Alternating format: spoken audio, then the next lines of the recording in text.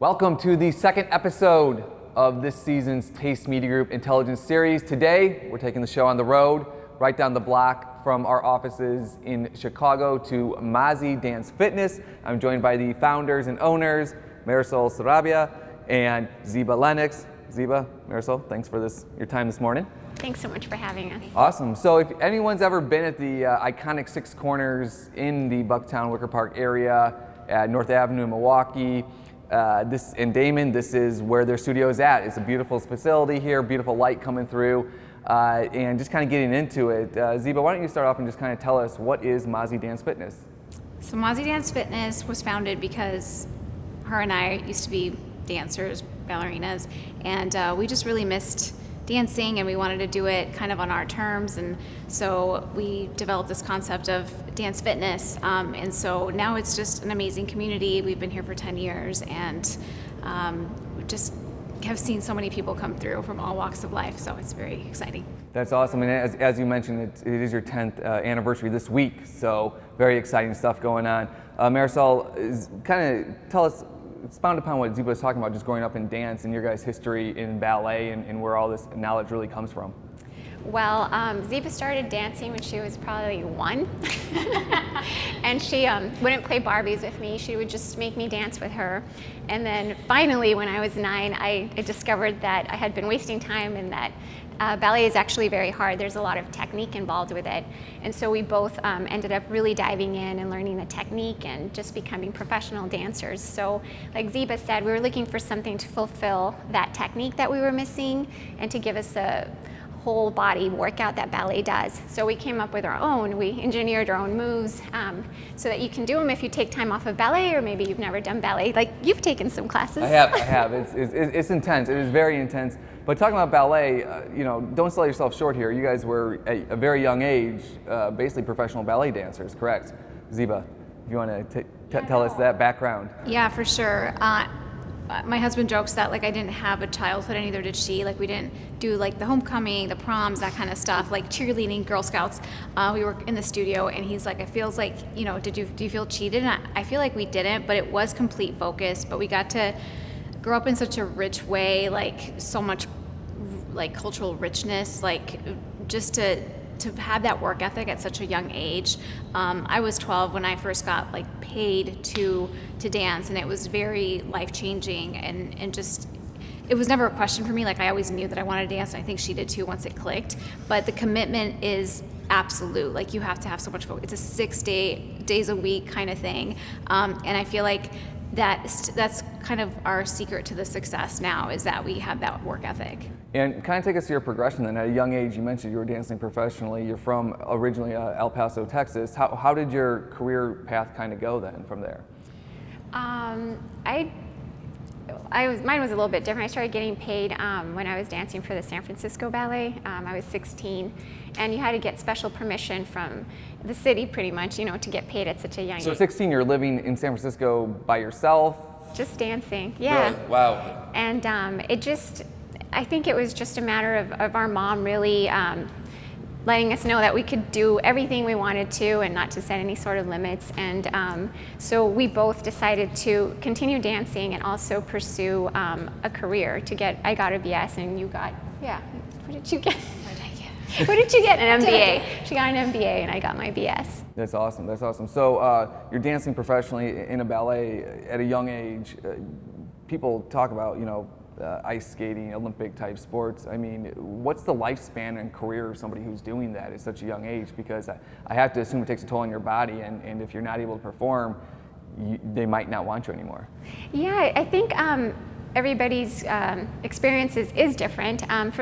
In general, it is a short life, just because it is very demanding on your body. You're on point, dancing nonstop. It does take a toll on your body, and that's why we derived this studio, is because we wanted to do something that had longevity. We didn't want to limit ourselves because our bodies were breaking down. So we designed these moves so that you can do it. I mean, we plan to do it till we're 80. I feel like we're stronger than we've ever been before, Yeah. even though we are definitely getting up there. Yeah. No, and the goal is like we both continued working out up until the day we were both due with our babies. And that's the goal, just to make it so that it's attainable to anyone at any level of strength or experience, or how out of shape you are. It doesn't matter. The goal is to give you an amazing workout no matter where you're at. And exactly, and just kind of talking about the Mazi experience for people that are coming through. You kind of talk about how you guys have developed the classes, but kind of can go through like the names of them and just the energy you try to get going on here on a daily basis. So we have a series that's Ballerina Bum, and from there we have Boot Camp. We have Bar, we have Body, which is a little bit more like yoga, and then we also have our cardio series, which Ziba can talk more about. Yeah, it was really important for us to have our strength work based on ballet technique, because that's what we know, and we know how magical and effective it is to keep your body strong. And like a lot of times people talk about like, gosh, I'm aging because my posture's bad. That's automatically fixed, you know, and we lose muscle mass as we age, so all those things are addressed in that class. However, the spirit of dance and kind of that magic endorphin cocktail that one gets is really found in our cardio classes, because you feel like you're Sasha Fierce. I don't know if anyone out there is young enough to remember that term, but like, you know, where you have this other side of you and you like take your glasses off and you're just like, let your hair down and you're like, gosh, I'm like, you know, Sasha Fierce. I settle for Beyonce also, but yeah, so I feel like people really allow themselves to be their most authentic self when they do that. So they find out a lot about themselves, like when they're going through the exercise of just dancing through music and enjoying themselves, and then all those endorphins like build confidence. So you like kind of walk a little differently once you leave the studio, and I think that it starts to really penetrate the rest of your life. Exactly, and we've talked about Mazi and all that you guys have going on here, but just take it back a little bit. We are, as I mentioned at the beginning of the interview, celebrating your 10th year anniversary this week. Congratulations. So just kind of going into like 10 years ago when you guys were trying to get this up and going, I mean, how did this kind of manifest itself, and how did you guys put it together? Because really, I mean, if you look at the fitness industry, the trends have been this more boutique experience. People want to go to places where they are more interactive, exactly what you guys have going on here. But 10 years ago, it wasn't exactly as mainstream as it is now. So how did this all just kind of come together? Was it years of discussion, or was it just like a leap of faith? Well, we joke about it all the time, because the first day we opened, nobody came to class, so Yeah. we're ready to go. I mean, we felt like we knew we wanted to do this thing, but I mean, back then, 10 years ago, it was like there wasn't as many niches for whatever it is that you want. We're the only ones on this block. Really. Yeah, now like you there's think 10, about it now and the 15. way that it's evolved too, like there's a niche for everything, right? So it's like all that Instagram, all that Uber, you're constantly getting things on demand that are catered to your taste and very curated for you. But back then it was very, you know, generic and big box. And so we thought I remember like us asking ourselves that question, like, is anybody gonna not go to, because it was just like yoga studios and like big gyms, you know? So it was like, is anyone really gonna bother going out of their way to do this one specialized thing? And we weren't sure, but we felt so strongly that like we had to try, because we have that crazy dance urge of like, we need to do it our way. We need to feel like we're at the studio. We need to do it our way. The camaraderie Yeah. and the technique, and just see the results that we're used to seeing. So, and I think what's kept us around is that we do these workouts. We're in it, we're breathing it, we're living it. And so we don't want to get stale, we don't want to get bored, we want to keep coming. And I think that's why we have survived 10 years. And that's really what dance is about. It's about evolving. Like, you never reach perfection, you never actually arrive, you know? So I feel Especially like with ballet. Yeah. It's so hard. So I feel like we approach our business and our content the same way as like, you know, we don't even have to really think about like, how do we evolve? We just, since we're living and breathing it, like she said, it just happens. And as you talk about evolving, as you guys started 10 years ago, you're now both obviously mothers. How have you guys kind of been able to manage all of this and just keep it moving and not miss a beat? Personally, I feel more driven just because my body went through such a change with the baby. I feel like I'm still trying to get used to the new me, and the only way I feel connected to the new me is when I'm at the studio moving. And so it just is giving me like a ton of energy to just continue to evolve and just get stronger now. It's such a challenge after not using my core for that long. No, it's so true. And I think that that's an insight that a lot of moms find here, is that, you know, they forget who they were, and then when they come back here and they do their dance and they're Sasha Fierce again, like then they're like, gosh, like it's me, and I can go back and be a better mother, you know. For us, like balancing it, I mean, it is very hard. There really isn't a secret. There's not shortcuts. It's just like if you have like that will and like that drive and that sense of purpose, it is, and it's also dealing with the mommy guilt, which is the biggest thing. Because even if you have a great support system, the reality is that you can't be with your kids as much as you want to. But it's just kind of like allowing yourself to also have that side of you that one day is going to serve your kids, because they're going to see that their mother is doing something that makes her happy and passionate and hopefully successful. And I think also, honestly, the community that we have here, like our dancers and our members and our ladies, they really do keep us going. They give us a ton of energy. Like we can show up here 9 months prior and they're like, you can do it, you did it, or selfie. And it might sound silly, but my husband says, wow, you really figured it out. You go and work out with your best friends every week. And you've mentioned obviously the mother experience here at Mazi, but it's open to guys too. Guys are more than welcome to come on through. It's like Ballerina Fight Club scares you. We have a couple of male instructors. And So yeah, it's open to and you to do everybody. great when you take. I did one class. I did. You've done two. I have done two. Okay, I have done two. For any men wanting that feminine energy, please come. So going back to your day one here, I want to get a little bit more into that as well. You said you started off day one, nobody showed up.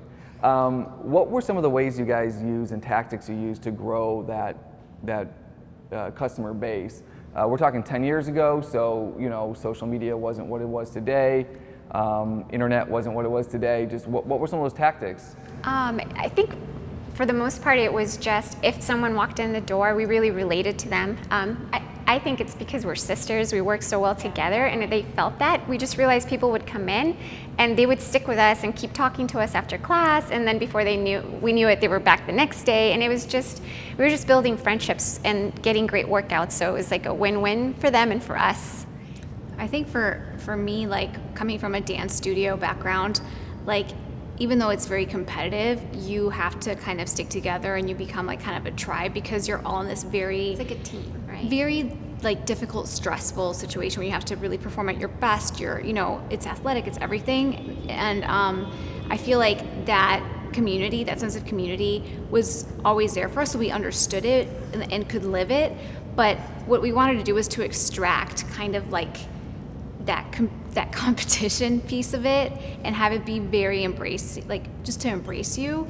And that's something that I think we both wanted, without even saying like, hey, we don't want to have like a competitive dance studio. Like we didn't have to say it. We both knew what we wanted. We just wanted to just be happy and chill out, dance, like cut the BS out, you know. And it doesn't matter how you look. Like I remember we had to wear black leotards, pink tights, and that traumatized me. I was like, it was every day. There was a very streamlined look that you had to have, very, very superficial. So here, it doesn't matter what you wear. And a lot of times we teach in really horrendous outfits because it's like, whatever, it's just us, you know, it's nobody's watching you. No. You're here for you. And we're here to support you. Very cool. So you're both very active on social media as well. What are some of those ways that you're looking to get people more engaged with what's going on here at the dance studio on a daily basis? Well, one of the things that I feel like I get a lot of reactions from and great feedback is whenever I post any like videos or any content on my stories about the workouts that happen here. I get so much like DMs and like questions, and I feel like there's like a big gap, you know, everywhere else. So we really want to share what we have in here with the rest of the world. And we hope to start streaming very soon. So we're going to enter live streaming. People can log on, do it from their home, hotel room, on the road. And whenever you can. So if you come home from work at 10, can log on and get your workout. That's a great idea. And we hope everyone can come out and support Mazi Dance Fitness. It's their 10th anniversary this week. We're going to drop a link to the website. You want to shout it out as well?